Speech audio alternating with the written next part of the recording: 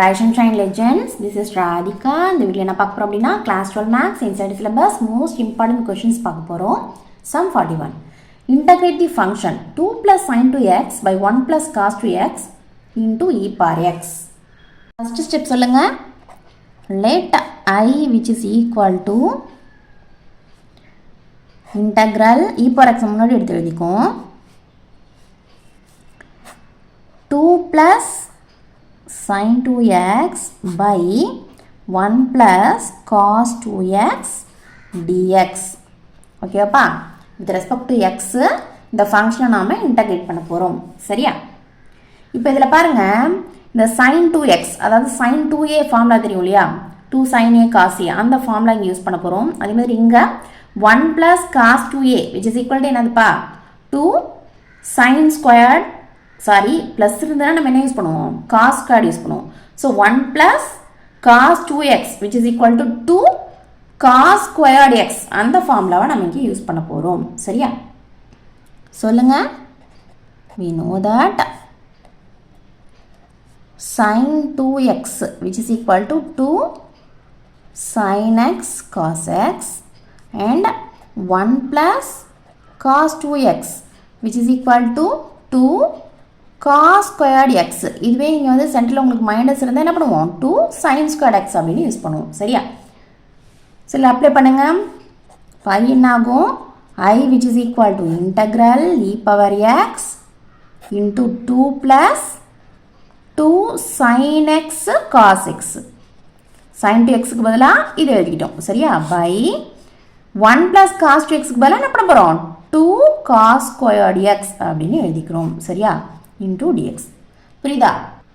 இப்போ இதில் பாருங்க, நியூமரேட்டரில் அதாவது இந்த எக்ஸ்பிரஷனில் ரெண்டு டேர்ம்ஸ் இருக்கு இல்லையா? ஸோ ரெண்டு டேர்ம்ஸ்க்குமே வந்து இந்த டினாமினேட்டர் என்னது? சொந்தம்.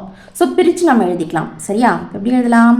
Which is equal to integral e power X 2 by 2 cos squared x plus 2 sin x into cos x by 2 cos squared x அப்படின்னு எழுதிக்கலாம் into dx. ஓகே அப்பா, இப்போ இதில் வந்து எனக்கு 2 2 கேன்சல் ஆகிடும், இங்கேயும் 2 2 கேன்சல் ஆகிடும். அண்ட் இதில் ஒரு cos x இதில் ஒரு cos x நமக்கு என்ன ஆகிடும்? கேன்சல் ஆகிடும். ரிமைனிங் என்ன இருக்குது பாருங்க, என்ன இருக்குது? which is equal to integral e power x இங்கே 1 by cos squared x இருக்குது. அப்போ இது என்னது? secant squared x. 1 by cos squared x நம்ம secant squared x அப்படின்னு சொல்லிடுவோம். plus sin x by cos x இல்லையா? sin x by cos x என்னது? tan x. ஓகேப்பா, இப்போ இதை நம்ம கொஞ்சம் ஆல்டர் பண்ணி எழுதிக்கலாம். எப்படி எழுதலாம்? இந்த tan x நான் முன்னாடி எழுதிக்கிறேன், secant squared x பின்னாடி எழுதிக்கிறேன். எதனால்? நமக்கு ஒரு ஃபார்முலா தெரியும் இல்லையா? என்ன ஃபார்முலா சொல்லுங்க? we know that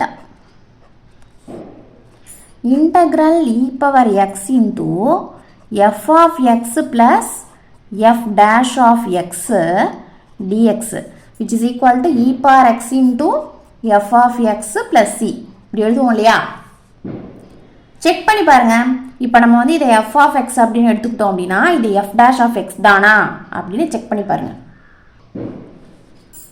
if f of x which is equal to tan x இதை நம்ம டிஃப்ரென்ஷியேட் பண்ணோம் இல்லையா? நமக்கே தெரியும் என்னது? d by dx of tan x which is equal to என்னது? secant squared x தான் இல்லையா? அப்போது நமக்கு இங்கே secant squared x தான் கிடைக்குது. கரெக்டாக தான் இருக்குது. இது f of xனா இது f dash of x தான். ஸோ நம்ம இந்த ஃபார்முலாவில் யூஸ் பண்ணும்பொழுது நமக்கு இன்டகிரேட் பண்ண என்ன வரும்? e power x into f of x plus c. இங்கே f of x யார்? tan x. ஓகேவா? therefore I which is equal to e power x into f of x tan x இல்லையா? tan x plus c. ஓகேப்பா, புரியுதாப்பா?